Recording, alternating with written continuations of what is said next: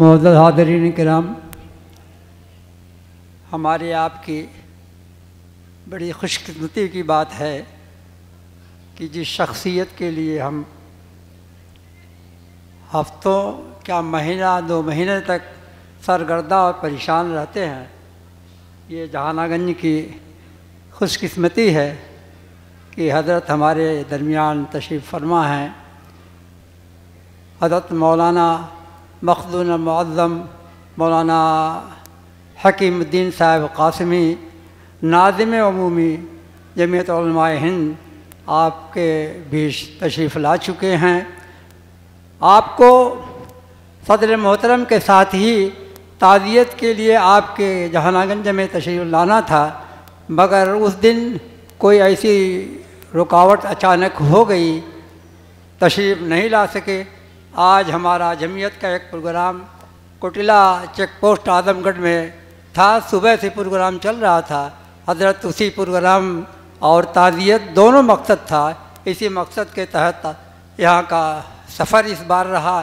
میں اپنے مخدوم المعظم سے گزارش کروں گا بصد احترام کہ موقع ہم کو یہ غنیمت ملا ہے، ہم چند منٹ آپ سے بھی فیض یاب ہونا چاہ رہے ہیں۔ میں آپ سے دستبستہ گزارش کر رہا ہوں کہ آپ تشریف لائیں اور اپنی گراں قدر نصیحتوں سے ہم خدام جمعیت اور باشندگان جہانہ گنج کو سرفراز فرمائیں۔ میری گزارش حضرت سے تشریف لائیں۔ بسم اللہ الرحمن الرحیم، الحمد للہ رب العالمین، والصلاة والسلام علی رسولہ النبی الکریم، اما بعد۔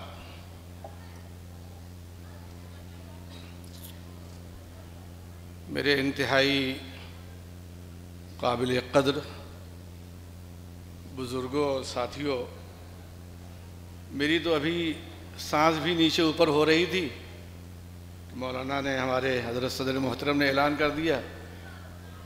میں سمجھ رہا کہ 2-4 منٹ ذرا بیٹھ لیں گے تو ٹھیک ہو جائے گا۔ ابھی بہت چند مہینے ہوئے آپریشن ہوا تھا، بائی پاس سرجری، تو اس وجہ سے چل کے آنے میں تھوڑا سا خیر۔ آپ سے گزارش ہے کہ سب مریضوں کی شفا یابی کے لیے دعا فرمائیں، اس میں مجھے بھی یاد رکھیں۔ ہمارے لیے ایک طرف خوشی کا موقع ہے اور دوسری طرف بہت بڑی غمی بھی ہمارے پاس۔ ہماری جماعت جمعیت علماء اتر پردیش کے صدر محترم حضرت مولانا عبدالرب صاحب اعظمی، ناظم مدرسہ ہادہ، ان کی زندگی میں بارہا یہاں حاضری کا شرف حاصل ہوا۔ اس مسجد میں بھی بات کرنے کا موقع ملا تھا، لیکن آج ہم ان کے قبرستان میں ان کی قبر پہ حاضر ہوئے۔ اللہ تعالیٰ ہی رہنے والے ہیں، دنیا ختم ہونے والی ہے۔ اللہ کی ذات باقی رہے گی اور انہی کا نام باقی رہے گا اور وہی باقی رہیں گے۔ باقی دنیا کی سب طاقتیں، سب حکومتیں، ہم سب لوگ ختم ہوں گے۔ ایک دن آئے گا کہ سور پھونکا جائے گا اور دنیا سے نام و نشان مٹ جائے گا، لیکن جو کلام قرآن مجید اللہ تعالیٰ نے ہمیں عطا فرمایا ہے اور یہ توفیق عطا فرمائی ہے کہ ہم اس کی حفاظت کریں۔ کروڑ لوگوں میں، ہزار انسانوں میں سے اللہ رب العزت نے آپ چند 100 کو منتخب کیا ہے۔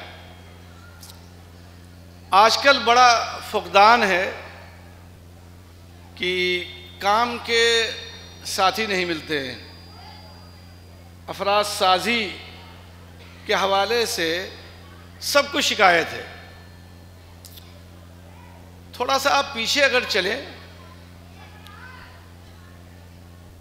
تو حضرت شاہ ولی اللہ صاحب محدث دہلوی رحمۃ اللہ علیہ، پھر ان کے خاندان کا سلسلہ اور ان کی تحریک اور سوچ اور فکر کو جس طرح سے ہمارے اکابر نے اٹھایا اور اسے اجاگر کیا، ان میں خاص طور سے حجت الاسلام حضرت نانوتوی اور حضرت گنگوہی نے افراد سازی میں جس طرح سے کام کیا اور ایک ایسا نظام بنایا جو آج مدارس کا نظام آپ دیکھ رہے ہیں، یہ دنیا میں پہلے ایسا نہیں تھا، اس انداز کا نہیں تھا۔ پہلے ایسا ہوتا تھا کہ کسی علاقے میں کوئی کسی فن کا ماہر ہے، کسی علاقے میں کوئی کسی فن کا ماہر ہے، تو اس فن کی کتاب کو پڑھنے کے لیے پڑھنے والے وہاں جاتے تھے۔ اس بکھرے ہوئے نظام کو حجت الاسلام حضرت مولانا محمد قاسم نانوتوی رحمۃ اللہ علیہ نے 1866 میں دیوبند کی سرزمین پر ایک انار کے درخت کے نیچے مدرسے کی بنیاد رکھی اور یہ سلسلہ وہاں سے شروع ہوا، ورنہ اس سے پہلے یہ نظام نہیں تھا۔ باقاعدہ جو جماعت سازی کا نظام شروع ہوا ہے اور اسباق کی یہ ترتیب ہوئی ہے، یہ حضرت نانوتوی رحمۃ اللہ علیہ نے شروع کیا۔ دارالعلوم دیوبند میں قیام کے بعد حضرت گنگوہی رحمۃ اللہ علیہ دارالعلوم کے سرپرست تھے۔ کھانے کا نظام بھی ادارے کی طرف سے نہیں تھا، کھانے کا انتظام شہر کے لوگ کیا کرتے تھے۔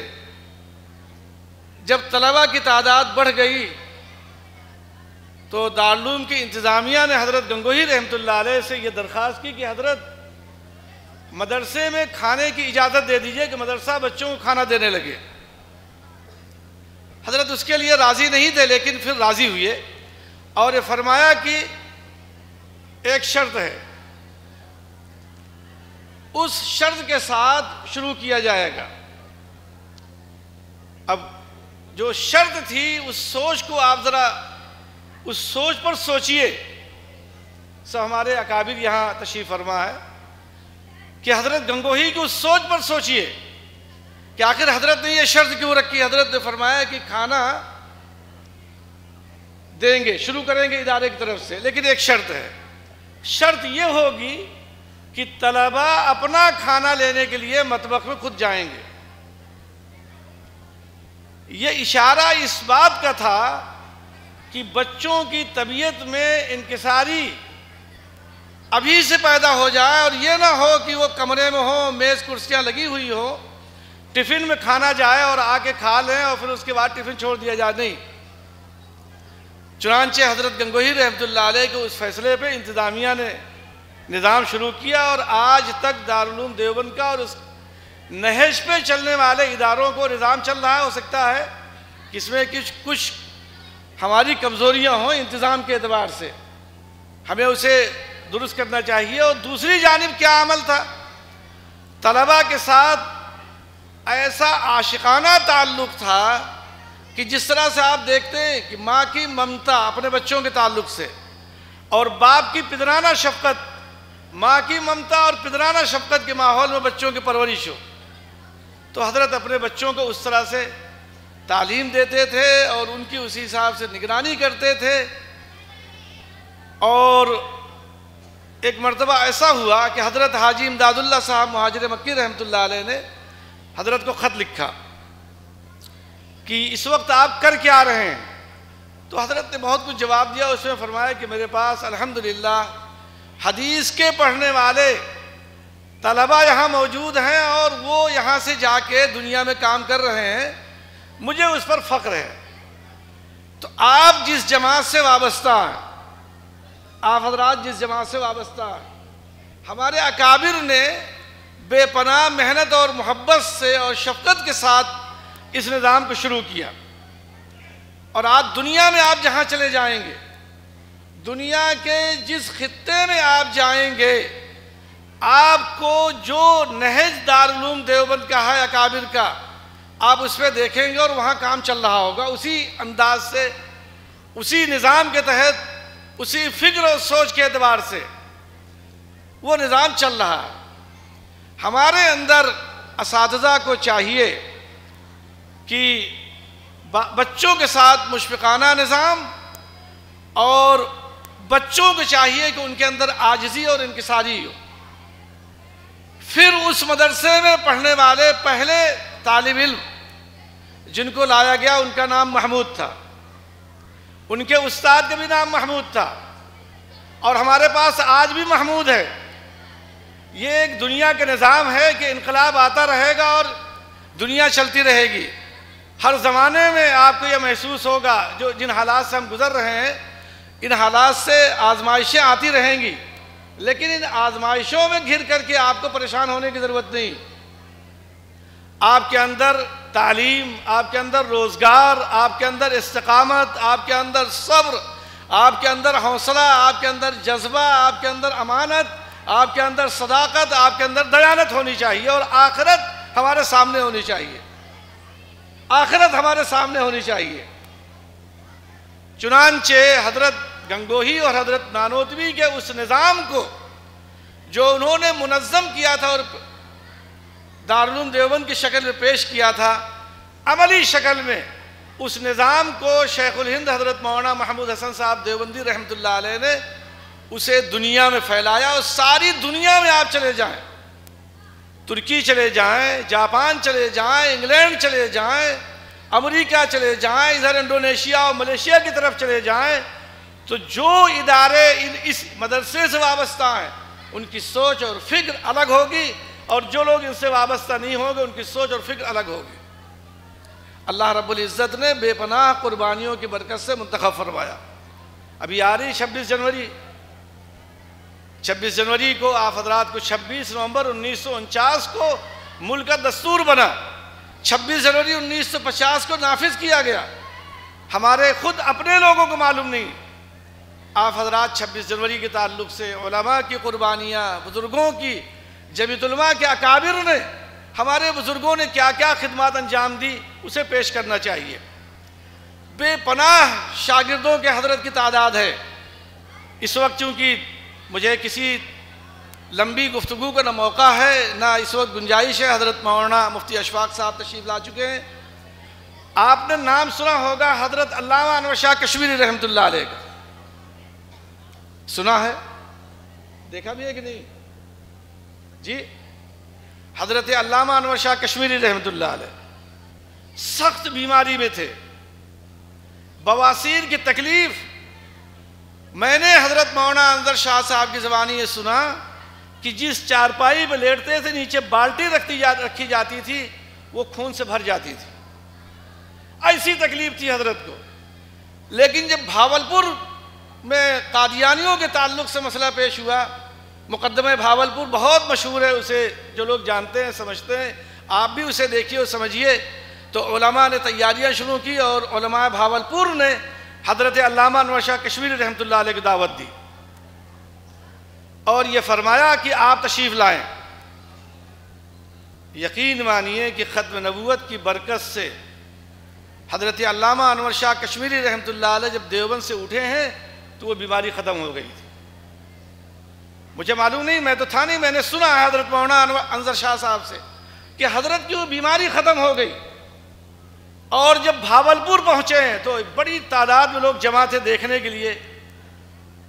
حضرت کا جمعے میں بیان ہوا اور فرمایا کہ میرے پاس کچھ ہے نہیں، میرے پاس کچھ ہے نہیں، کوئی عمل نہیں جس سے نجات ہو۔ تو حضرت کے جو شاگرد وہاں تھے ان میں سے کسی نے کھڑے ہو کر کے حضرت پہ گفتگو کی کہ حضرت ایسے ہیں اور ایسے ایسے ہیں۔ پھر حضرت علامہ انور شاہ کشمیری رحمۃ اللہ علیہ کھڑے ہوئے، فرمایا کہ میرے اندر کچھ بھی نہیں ہے، اگر میں ختم نبوت کی حفاظت نہ کر سکوں تو کتے سے بھی بدتر میں ہوں، میری زندگی کتے سے بدتر ہے۔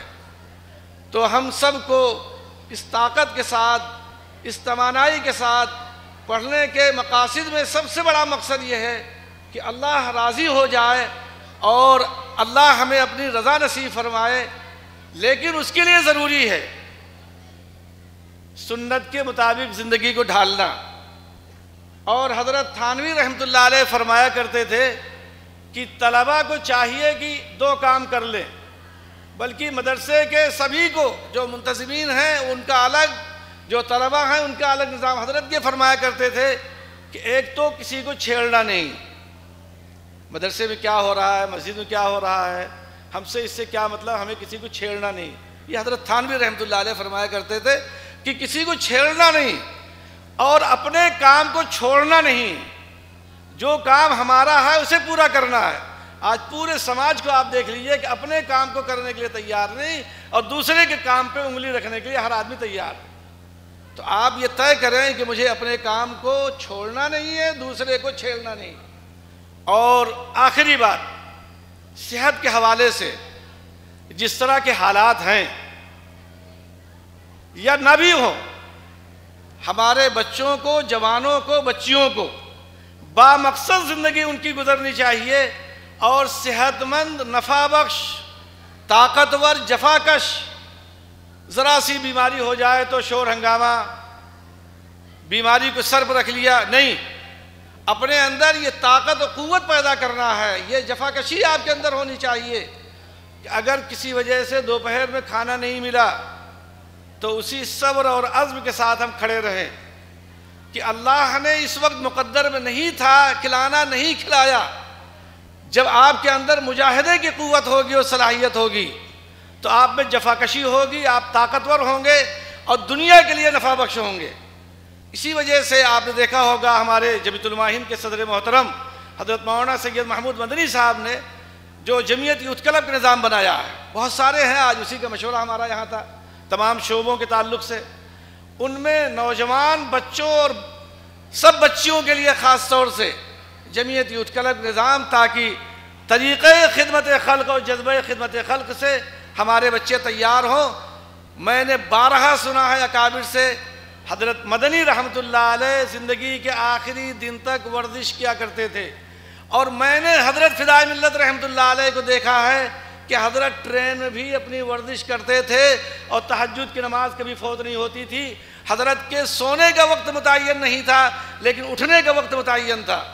ہم دن میں محنت کریں اور رات کو اللہ کے حضور روئیں، اللہ سے مانگنا بند کر دیے، اللہ کے حضور روتے نہیں، رونا شروع کریں، کوشش کریں اور سنت کے مطابق اپنی زندگی گزاریں۔ اللہ رب العزت اس ادارے کی ضرورتوں کو غیب سے پورا فرمائے۔ حضرت مولانا عبدالرب صاحب اعظمی رحمۃ اللہ علیہ کی قبر کو انہیں منور بنائے اور بال بال ان کی مغفرت فرمائے، پسماندان کو صبر جمیل عطا فرمائے۔ ابھی دارالعلوم دیوبند کے ایک بہت بڑے استاد حضرت مولانا علامہ قمر الدین صاحب کا انتقال ہوا، حضرت مولانا نعمت اللہ صاحب کی اہلیہ کا۔ آپ حضرات ماشاءاللہ خزانے میں ہیں، دعا کرتے رہتے، دعا کرتے رہیے کہ اللہ ہمارے اکابر جو حیات سے ہیں ان کی عمروں میں برکت عطا فرمائے، جنہوں نے دنیا سے اپنے مالک حقیقی سے جا کر ملاقات کر لی ہے ان کے درجات کو بلند فرمائے، اور ہمارے اس ملک میں اللہ امن قائم فرمائے، بد امنی سے اس ملک کی حفاظت فرمائے۔ جب بد امنی ہوگی تو کام کیسے ہوگا؟ اس وجہ سے امن کا قائم ہونا بے حد ضروری ہے۔ اللہ آپ سب حضرات کو بہت جزائے خیر عطا فرمائے، آپ لوگوں کو نافع بنائے، دنیا کے لیے، ملک کے لیے، ملت کے لیے۔ ہمارے سب جوانوں کو ملک ملت کے لیے نفع بخش ہونا چاہیے۔ جزاک اللہ۔ ہم لوگ تو یہاں حاضر ہوئے تھے اپنے پروگرام کے حوالے سے، پھر تعزیت کے لیے حاضری ہوئی، تاخیر ہو گئی تھی، تو معلوم ہوا کہ آپ حضرات کا اس وقت یہ اجتماع ہے، تو یہ ہمارے لیے بہت ہی سعادت کا موقع ہے۔ جمعیت علماء اتر پردیش مشرقی زون کے صدر محترم حضرت مولانا عبدالحی صاحب بھی تشریف فرما ہیں، حافظ عبید اللہ صاحب یہاں تشریف فرما ہیں جو ناظم اعلیٰ ہیں، بنارس سے تعلق ہے، مولانا عظیم اللہ صاحب صدیقی قاسمی جو دہلی جمعیت علماء ہند سے، مولانا ضیاء اللہ صاحب، یہ حضرات اکابر سب یہاں آئے ہیں۔ ان سب کی دعائیں ہیں کہ اللہ تعالیٰ آپ حضرات کو دن رات چوگنی ترقیات سے مالا مال فرمائے۔ السلام علیکم ورحمۃ اللہ وبرکاتہ۔ جزاک اللہ۔